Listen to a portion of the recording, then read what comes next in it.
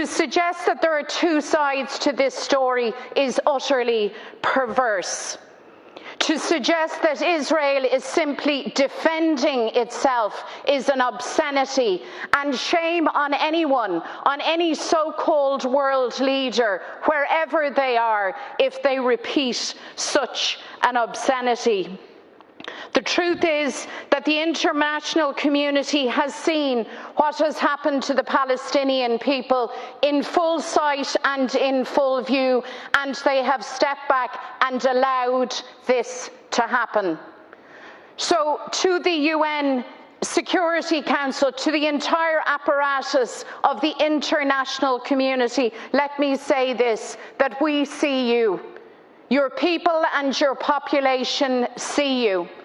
And whereas the great and the good of the international community may find it acceptable to step back and make an argument of the one hand this and on the other hand that, and meanwhile Palestinian refugee children die, make no mistake that that is not an acceptable position to the people of the world. I feel confident that global citizens are appalled and repulsed and enraged, quite frankly, that here we are again and Palestine suffers. So yes, we need a cessation, and that needs to happen immediately. And yes, we need a full-scale humanitarian effort.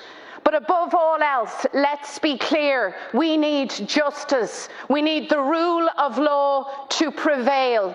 We need Palestinian self-determination. We need the state of Israel to be finally called out for what it is, a racist apartheid regime.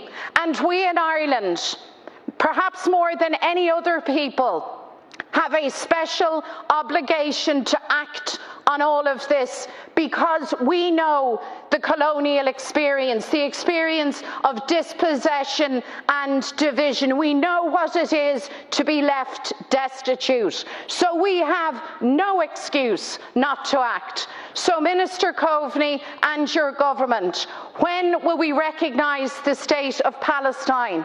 That has been agreed in this Parliament years ago. When will we see the occupied territories legislation advanced? And when will we finally insist loudly, clearly and consistently that the law be respected and that Palestinian lives matter?